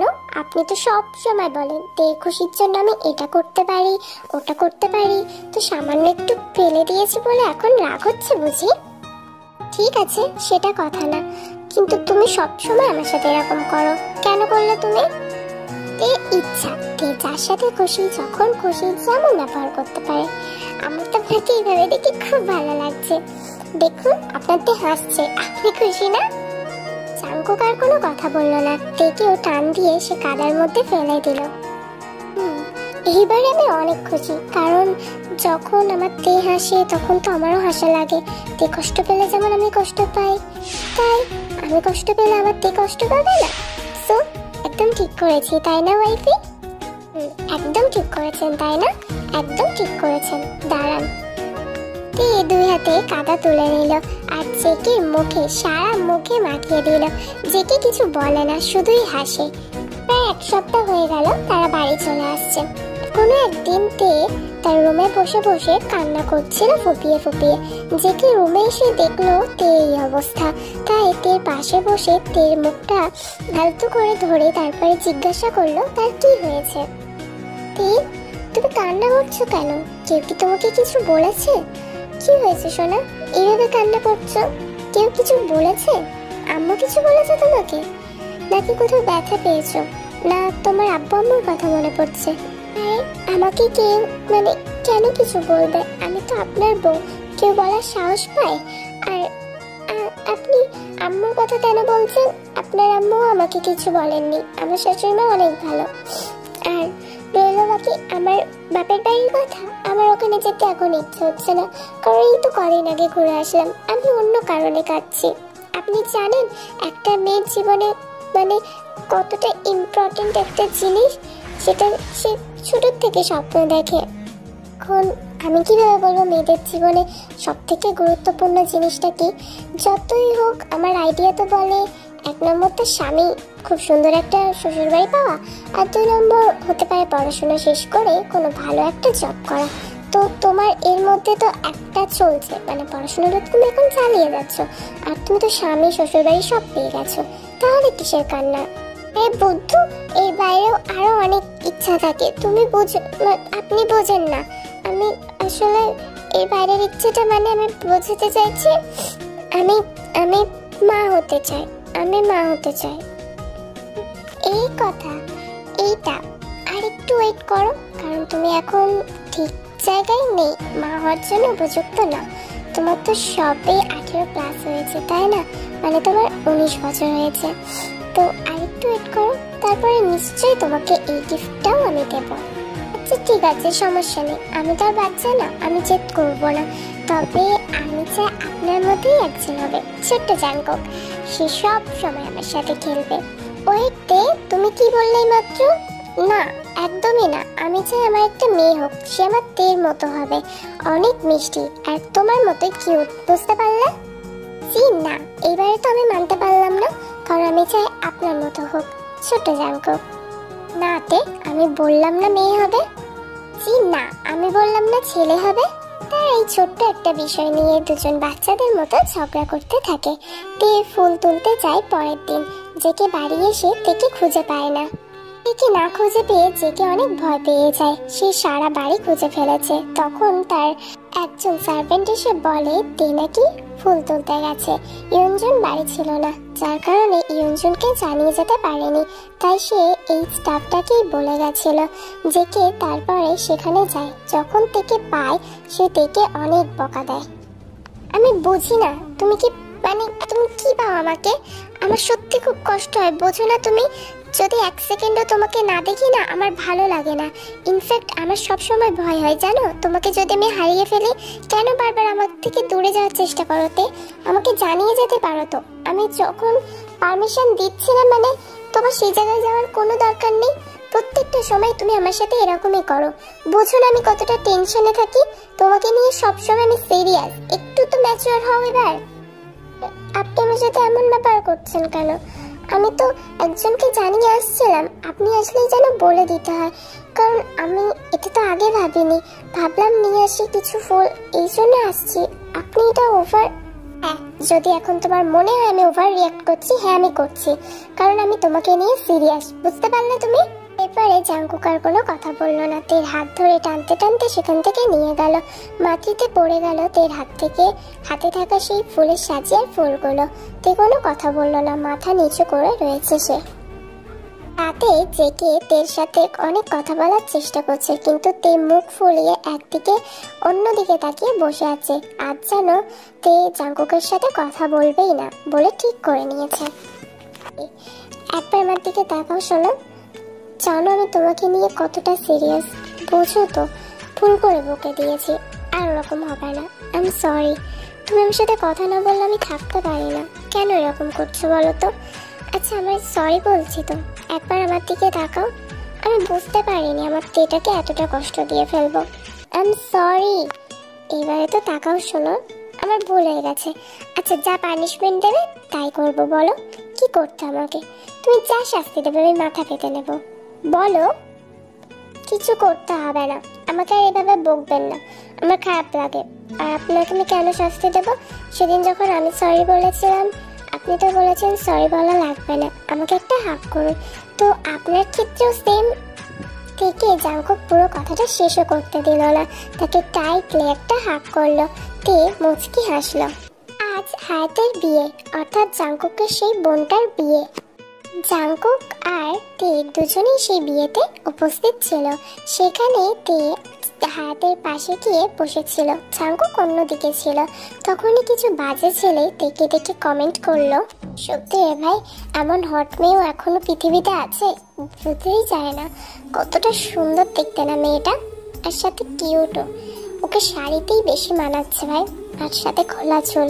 উফ, যা দেখতে না মামনিকে। ঠিক বলেছিস, স্বামী থাকলে তো এমন রূপ ধরেই রাখতে পারতো না মামনি। অসাধারণ ফিগারটা দেখেছিস মেয়েটার, সেই না? তে সেই কথাগুলো শুনতে পেল না, তেমন একটা পাত্তাও দিল না। সে জানতোই না তাকে নিয়ে কেউ এমন মন্তব্য করছে।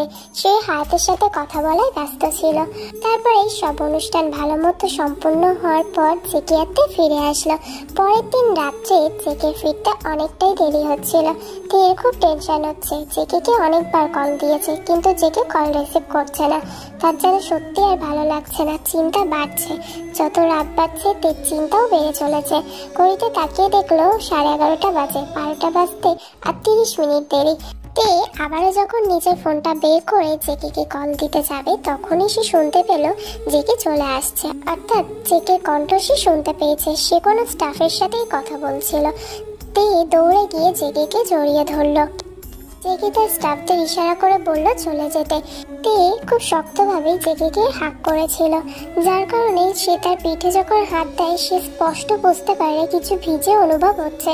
তে যেন ভয় লেগে যায়। সে তাড়াতাড়ি জেকেকে ছেড়ে দেয় আর নিজের হাতটা সামনে নিয়ে সে দেখে হাত পুরো লাল আর ভিজে, মানে এটা আর কিছুই না, রক্ত। তের চোখ বড় বড় হয়ে যায়। সে জেকের দিকে একভাবে তাকিয়ে থাকে আর জিজ্ঞাসা করে, এটা কি? আমি বুঝি না, আপনি কি প্রত্যেকদিন মারপিট করে তারপর বাড়ি ফেরেন? একদিন হাত কেটে ফিরছেন, একদিন এইভাবে। আপনাকে নিয়ে আমি সত্যি পারছি না। আর এটা কিভাবে হয়েছে বলুন তো আমাকে। ঠিক এই রিয়াকশনটা দেখার জন্যই তো এগুলো আমি করি, বোঝো না তুমি? আর এটা বাইরে একটু ভালো করে দেখো, রক্ত না রং, ভালো করেই দেখো। মানে আপনি আমার সাথে ফান করছিলেন? আপনি মজা করলেন আমার সাথে? আমার ভালোবাসাটা নিয়ে আপনার সন্দেহ আছে? জানেন কতটা টেনশন? আপনি যতটা টেনশন আমাকে নিয়ে করেন, তার থেকে কয়েক গুণ বেশি টেনশন আমি আপনাকে নিয়ে করি। বাবা, আমার বউটা দেখি অনেক ম্যাচিওর হয়ে যাচ্ছে, বড় হয়ে যাচ্ছে সে। আসলে কি বলতো, তোমার রিয়াকশনগুলো দেখতে আমার সেই লাগে। ভাবলাম একটু মজা নেওয়া যেতেই পারে, যার কারণে আজকে প্ল্যান করেই আসছিলাম। তো আমার ফ্রেন্ডরা বললো ভাবির ভালোবাসা সত্যি কিনা দেখ, তো এর জন্যই করেছি। আচ্ছা, যদি হার্ট করে থাকি সরি, এখন হাক করো যেভাবে করেছিলে। তে আর কিছু বলে না। তে চুপচাপ জেকেকে হাক করে। ফ্ল্যাশব্যাক। জেকে ভাবতে থাকে পুরো ঘটনাটা। দাঁড়া, তুই ঠিক 24 ঘন্টা আগে একটা মেয়েকে যে কালো শাড়ি পরেছিল খারাপ কমেন্ট করেছিস, তুই জানিস এর মূল্য তোকে এখন কিভাবে দিতে হবে?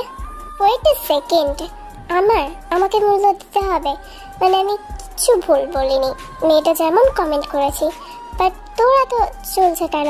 দেখ শুভ, এখন দেখি ওই সব ছেলেদেরও জলে রে। ঠিক বলেছিস ভাই, একদম ঠিক করেছি আমরা যা করেছি। কি করবি? আমাদের মারবি? কি করবি দেখি তুই কি করতে পারিস। জেকে একটা কথাও বলে না, সে শুধু একবার মিচকি হাসি দেয়। তারপর রিভলভারটা বের করে পরপর ট্রিগার প্রেস করতেই থাকে, ততক্ষণ না সেই গান থেকে সমস্ত বুলেট শেষ হয়ে গেছে। মানে জাংকুকই তাদের নৃশংসভাবে হত্যা করে। পরের দিন সেই বড় রাস্তার মোড়ে আবারও ডেড বডি পাওয়া যায়। ঠিক একইভাবে মৃত্যু হয়েছে এই ছেলেটিরও, যেভাবে তেজ সেই মামাতো ভাইয়ের হয়েছিল। পুলিশ তদন্ত করলেও কোনো লাভ হয় না। দেখতে দেখতে সময় পেরিয়ে যায়, দিনও কেটে যাচ্ছে এইভাবে। তে আর জেকের সম্পর্কটা প্রায় 1 বছরের স্বীকৃতি পেল আজ। তাদের দুজনের আজ বিবাহ বার্ষিকী। জাংকুক তখনও রুমে আসেনি। তে খুব সুন্দর করে রুমটাকে আজ সাজিয়েছে, আর খুব সুন্দরভাবে সে সেজে বসে আছে। জাংকুকের লাল রং অনেক পছন্দ, ঠিক সেইভাবে সেজেছে যেভাবে জাংকুক দেখতে পছন্দ করে। তার সেই বিয়ের লাল শাড়িটা আজ পরেছে তে, আর চুলগুলো খোলা রেখেছে। খুব অল্পই সেজেছে, হালকা লিপস্টিক, কাজল কালো চোখ, যেন এইটুকু সাজে তেকে অপরূপ সুন্দর লাগছে। কিছুক্ষণের মধ্যে জেকে আসলো। এরপরে তের সামনে গিয়ে বসা মাত্রই তে জেকেকে জড়িয়ে ধরলো আর তার কানের কাছে গিয়ে বলল, হ্যাপি অ্যানিভার্সারি বেবি। আমি তোমাকে সবসময় গিফট দিই, শুধু অ্যানিভার্সারি বললে তো হবে না। আমার গিফট কইতে, আমার গিফট দেবে না? জাঙ্কুক, তোমাকে আমি কিছু বলবো, ওর জন্যই তো এত সুন্দর আয়োজন করেছি না। এই দেখো, আমি রিপোর্টটা দিচ্ছি, তুমি নিজেই দেখে নাও। টেস্টের রিপোর্টগুলো জাঙ্কুককে দেয়। জাঙ্কুক দেখে অবাক হয়ে যায়, কজ ইট পজিটিভ, তে প্রেগনেন্ট। সত্যিতে আমাদের আমাদের আমাদের দুজনের। এবারে আমি আর ঝগড়া করতে চাই না, যেই আসুক দোয়া করো আল্লাহর কাছে সে যেন সুস্থভাবে আসে। কারণ ছোট্ট তে আসুক বা ছোট্ট জাঙ্কুক আসুক, আমি এবার খুশি খুশি অ্যাকসেপ্ট করে নেব। জাঙ্কুক এরপর থেকে জড়িয়ে ধরে আর তাকে থ্যাংক ইউ বলে আর কিসও করে। জানোতে, আমার এটা বেস্ট গিফট। এতদিনে আমি বলে বোঝাতে পারবো না আমি কতটা খুশি। আমি সবসময় চাইতাম, আর আজ আমার ইচ্ছা পূরণ হয়েছে। আমার অনেক ভালো লাগছে। ঠিক বলেছে তুমি, যেই আসুক যেমনই হোক সে যেন আমার মতো না হয়। তুমি বলবে আর হয়ে যাবে? আমি তো চাইবো, আমি সব সময় দোয়া করবো বিধাতার কাছে যেন সে তোমার মতোই হয়। আজ তোমাকে আমি কিছু বলতে চাই, প্লিজ আমার কথাগুলো একটু মন দিয়ে শুনবে। আমার উপর রাগ করবে না তে। আমি চাই না মিথ্যের মধ্যে তুমি আর থাকো। যখন একজন আমাদের মধ্যে আসতে চলেছে, তোমার আমার বিষয় সব কিছুই জানা দরকার না? তো আমার কথাগুলো একটু মন দিয়ে শুনবে, তারপর তোমার ডিসিশন। তুমি যা বলবে আমি তাই করব। আর না না, এতদিন আপনি বলেছেন আমি সব শুনেছি, এবার আমি যা বলবো শুনতে হবে। কারণ এখন আমি শোনার মুডে নেই, এখন আমি বলবো আর আপনি শুধু শুনেই যাবেন। তো এখন কিছু বলতে হবে না। জাঙ্কুক কিন্তু অনেকবারই চেষ্টা করে তেকে কিছু বলার, কিন্তু তে আজকে শোনার মুডে একদমই নেই। তে শুনতে চায় না জাঙ্কুক কি বলবে, এর জন্য জাঙ্কুক তেকে আর জোর করে না। দেখতে দেখতে আরো 2 থেকে 3 মাস এইভাবেই কেটে গেল। কিছুদিন পর তে দেখলো জাঙ্কুক বাড়ি ফিরে একটা গোপন ঘরে গেল। এই ঘরটা জাঙ্কুক ছাড়া আর কেউই যায় না। ইয়ুনজুনও সেই দিকে খুব একটা যায় না, সোবিনও যায় না। ইয়ুনজুন আর সোবিন কয়েকদিনের জন্য শহরে গিয়েছে, তে বাড়িতে একাই আছে। বাড়িতে সেইভাবে কোনো স্টাফ বা সার্ভেন্ট কেউই নাই। তের মনে প্রশ্ন জাগলো, জেকের ওই রুমটায় কি থাকতে পারে। সে আস্তে আস্তে জেকের পিছু নিল। পরে জেকে সেই রুম থেকে বেরিয়ে গেল। তে লুকিয়ে ছিল পাশে। তারপরে পিলারের পাশ থেকে তে বেরিয়ে আসলো আর মুচকি হাসলো। ভাবতে থাকলো তার স্বামী কি এমন গোপন করছে তার থেকে। তার তো সেটা জানা দরকার, যেহেতু সে তার স্বামী। আর সে তো সেদিন বলেই ছিল তার কোনো কিছু গোপন রাখতে চায় না তের কাছে। তে খুব খুশি হয়ে সে ঘরে প্রবেশ করলো। জেকে বেরিয়ে যেতেই তে সেই রুমে প্রবেশ করা মাত্রই অবাক হয়ে গেল, কারণ রুমটার চারিদিকে মৃতদেহ। আর এগুলো তের দেহগুলো তের যেন খুব চেনা। কেউ থেকে ভালোবাসতো, কেউ থেকে পছন্দ করেছিল, কোনো সময় প্রপোজ করেছিল। এখানে প্রত্যেকটা ডেড বডির পাশেই তাদের ফটো লাগানো। তের চোখ যেন বড় বড় হয়ে গেল। তার বিশ্বাস হচ্ছে না এই রুমটায় এতদিন এত ভয়ঙ্কর একটা বাড়িতে সে বসবাস করত। কিভাবে? চারিদিকে রক্ত দেখে তের যেন অস্বস্তি হচ্ছে, নিঃশ্বাস নিতে কষ্ট হচ্ছে, দম বন্ধ হয়ে আসছে। জেকের উপরে অনেক প্রশ্ন চলে আসলো তার মাথায়, ঘুরপাক খাচ্ছে যে প্রশ্নগুলো, যার কোনো উত্তর নেই। জেকে এই রুম থেকেই বেরিয়েছে, তার মানে কি জেকেই? তার যেন বিশ্বাস করতে ভয় লাগছে যে শান্ত ছেলেটা এত অশান্ত হয়ে কিভাবেই উঠলো। কারণ তেকে সে এত ভালোবাসে, তের সামনে এতটা নম্র ভদ্র ছেলে, তাকে এমনভাবে কোনোদিনও দেখতে হবে তে কোনোদিনই ভাবেনি। সে কোনোদিনও জাঙ্কুকের সম্পর্কে খারাপ কোনো কিছু সন্দেহ করতো না। আজ যেন তার চোখকে বিশ্বাস করতে ইচ্ছে হচ্ছে না। মনে হচ্ছে এগুলো সব ভুল, তার দুঃস্বপ্ন, যে স্বপ্নটা কিছুক্ষণের মধ্যেই ভেঙে যেতে পারে। কিন্তু না, এটাই বাস্তব। তে বিশ্বাস করতে পারছে না এখনো। নিজের জায়গায় সে একভাবে স্তম্ভের মতো দাঁড়িয়ে আছে, নিস্তব্ধ হয়ে গিয়েছে। সে দেখলো সেই মৃতদেহ দুটো, যারা সেখানে উপস্থিত ছিল হায়াতের বিয়ের দিন, আর সাথে তার মামাতো ভাইয়েরও ডেড বডির একটা অংশ, সাথে ফটো। পুলিশ যখন তদন্ত করেছিল জানতে পেরেছিল তার মামাতো ভাই মার্ডার কেসেই মারা গেছে। তাহলে এই জিনিসটা সত্যি।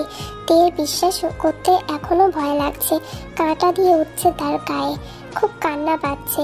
এমন একটা মানুষকে সে ভালোবেসেছে। কে তখনও সেখান থেকে যায়নি, তের পিছনে এসে দাঁড়িয়েছিল। একভাবে তের এই আচরণ দেখে সে তের কাছে যায় আর তার কাঁধে হাত রাখে। তে তাড়াতাড়ি সরে যায় জাংকুকের থেকে আর কান্না করতে শুরু করে। তার খুব ভয় লাগছে এখন জাংকুককে। এই রুমটার চারিদিকে রক্ত ভর্তি। আমার থেকে দূরে থাকুন। আপনি এগুলো কি করেছেন? আমি সব জেনে গিয়েছি, এখন আপনি আমাকেও মেরে দেবেন, তাই না? সত্যি কথা বলুন তো, আপনিই জড়িত না? এই প্রত্যেকটা মৃত্যুর পিছনে রহস্য আপনি, তাই না? তাদের উত্তর আপনি, তাই না? আমার সত্যিটা তো তোমাকে অনেকদিন আগেই জানিয়ে যেতে চেয়েছিলাম, কিন্তু তুমিই তো শুনতে না আমার কথা। এখন আমার থেকে দূরে সরে যাচ্ছ কেন? যখন সব থেকে বেশি দরকার আমার তোমাকে, তখনই তুমি আমার থেকে দূরে সরে যেতে চাইছো। আর আমাদের বেবির কি হবে বলো? তুমি এমন কেন করছো? তুমি বললে আমি সব কিছু ছেড়ে দেব। আপনাকে ক্ষমা করব কিভাবে বলুন? এতগুলো প্রাণ আপনি নিয়ে নিয়েছেন। শাস্তি দিতেন মেনে নিতাম, কিন্তু আপনি তো এখান থেকে সবার প্রাণ কেড়ে নিয়েছেন। এর কোনো ক্ষমা আছে? আপনি নিজেই আমাকে বলুন। আমাদের বাচ্চার কসম আপনাকে, আপনি এসব করেছেন, তাই না? আমি জানি আমি অপবিত্র, কিন্তু তোমার মধ্যে তো পবিত্রতা আছে, বলো। আমাদের বাচ্চাকে এদের এইসবের মধ্যে এনো না। আমি চাই না আমার বেবি এরকম হোক। সেদিন যখন আমি তোমাকে বলতে চেয়েছিলাম আমার বেবি যেন আমার মতো না হয়, আমি এটাই মিন করেছিলাম। আর আমি তোমাকে তো সব জানাতে চেয়েছিলাম। এখন আমি তোমাকে হারাতে চাই না। তোমাকে অনেক ভালোবাসি। যখন তোমাকে কেউ কোনো খারাপ কথা বলে আমার কষ্ট হয়, আমি সেটা সহ্য করতে পারি না, কারণ তুমি শুধুই আমার। আর আমি এটাই মনে করতাম, আর আমি জানতাম সেদিন আমি তোমাকে প্রথম দেখেছিলাম, সেই দিনই ভালোবেসে ফেলেছি তোমাকে। সেদিন ওই বৃষ্টি ভেজা রাতে দেখার পর থেকে আমি জানি না কিভাবে তুমি আমার ঘুম কেড়ে নিয়েছো। বুকের বাতাসটাও শুধু তোমাকেই খোঁজে। আমি তোমাকে অনুভব করতাম, ভালোবাসতাম। আর এটা কবে এতটা খারাপ পরিণতি হবে আমি জানতাম না। তোমাকে কেউ কিছু বললে আমার অনেক রাগ হতো, যার কারণে সেটা সহ্য করার ক্ষমতা আমার ছিল না। আর আমি এমন কাজ করেছি, পাপ করেছি, আমি অপরাধ করেছি। আমি জানি আমার পাপের দুনিয়ায় তোমার আগমনটা একটা পবিত্র ফুলের মতো ছিল। তুমি নিষ্পাপ, তুমি ভালো। ওই ছেলেটা তোমাকে খারাপভাবে টাচ করতে চেয়েছিল। ওর স্পর্শর কথা তুমি যখন তোমার আম্মুর সাথে বলছিলে, অর্থাৎ তোমার মামাতো ভাইয়ের কথা, আমি সব শুনেছিলাম, যার কারণে নিজের রাগ আমি সামলাতে পারিনি। আর সেই দিনই আমি ভেবে রেখেছিলাম আমাদের বিয়ের পরের দিনই আমি ওকে মেরে ফেলবো।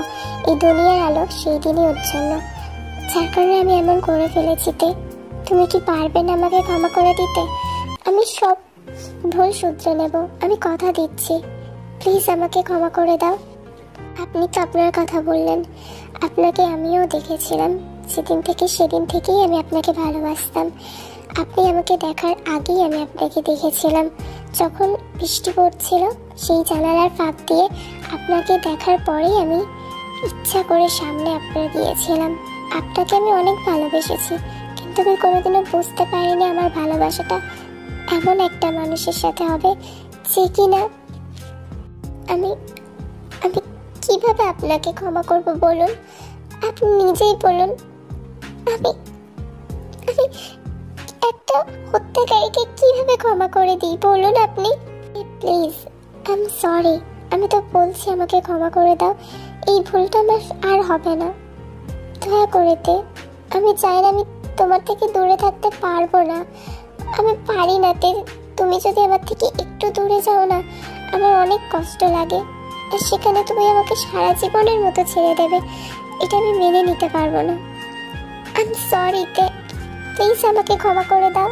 তে আর কোনো কথা বলে না, সে জাংকুকের কাছে ধীর পায়ে এগিয়ে যায়। তারপরে সে জাংকুককে জড়িয়ে ধরে। জাংকুক একটু অবাক হয় তের এমন হঠাৎ বিহেভিয়ারে। জাংকুক কোনো কথা বলে না। তার স্ত্রী যদি এখন তাকে ক্ষমা করে দেয়, এটার থেকে শান্তি তার কাছে আর কিছুই নেই।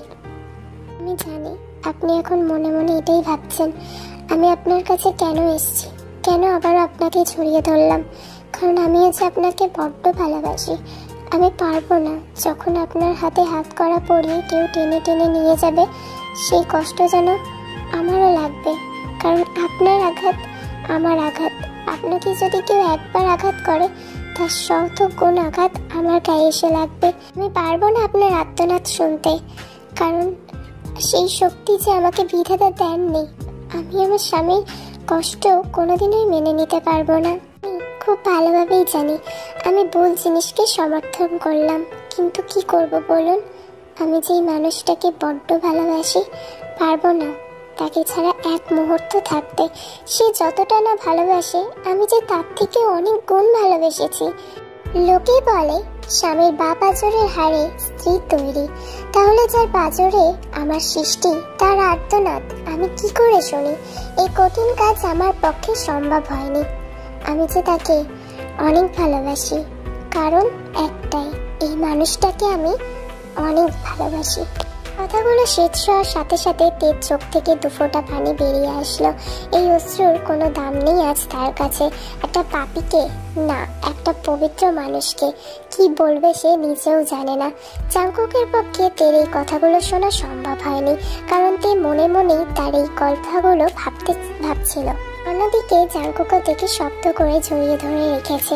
চোখ বন্ধ করে সে ভাবতে থাকে, আমার চোখের মণি তে, তোমার ওই 2 চোখে অবিশ্বাস্য চাহনি আমাকে ছিন্ন বিচ্ছিন্ন করে ফেলে। আমার কথা হারিয়ে যায়, আমি স্তব্ধ হয়ে যাই। খারাপের মাঝে ভালো থাকার মন্ত্র ছিল তোমার ওই দৃষ্টি। এই দৃষ্টিতে যখন ঘৃণা দেখতে পাই, আমার বুক পুড়ে যায়, আমার মস্তিষ্ক ফেটে যায়। প্লিজ তে, আমাকে ক্ষমা করে দিও। আমি তোমাকে হারাতে চাই না, কারণ অনেক ভালোবাসি তোমাকে। তোমাকে হারানোর যন্ত্রণা হয়তো আমি সহ্য করতে পারবো না। তো গল্পটা তোমাদের কেমন লাগলো? আর আজ আমি কোনো বেস্ট কমেন্ট হিসাবে আমি কোনো কমেন্ট পড়লাম না। তোমাদের গল্পটা কেমন লাগলো আমাকে জানিও। আর এখানে পদ্মজা স্টোরিটা আমি পড়েছি, সেভাবে খুব একটা পড়িনি, পুরোটা উপন্যাসটা শেষ করতে পারিনি, এখনো বাকি আছে।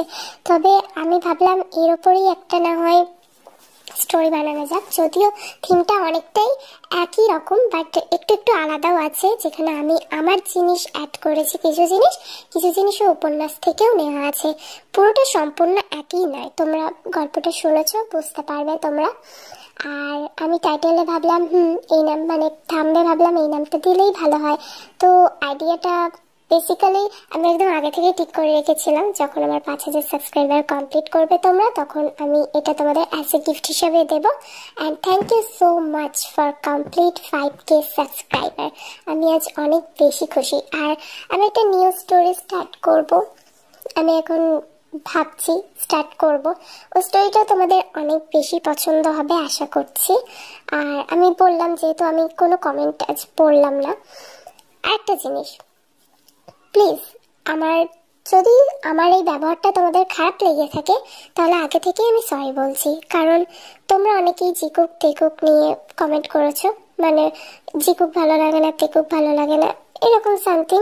তো আমি ভেবে নিয়েছি আমি ওরকম স্টোরি আর দেবো না। তোমাদের যেহেতু ভালো লাগেনি, তো আমার তো ওই স্টোরিগুলো দেওয়ার কোনো প্রয়োজন নেই, এখন দিয়ে ফেলেছি। প্লিজ ওই স্টোরিগুলো তোমরা ইগনোর করো, যারা পছন্দ করো না জিকুক, বা যারা জিকুকের মাঝখানে তেকুক দেখতে পছন্দ করো না। যদিও আমি দুটো সেপারেট করে দিয়েছিলাম, বাট কমেন্টগুলো দেখে সত্যি খারাপ লাগছিল আমার।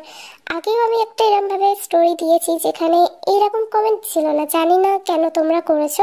আচ্ছা, সবারই একটা নিজস্ব মতামত থাকে, তোমরা ঠিকই হয়তো সেই মতামত অনুযায়ী করেছো।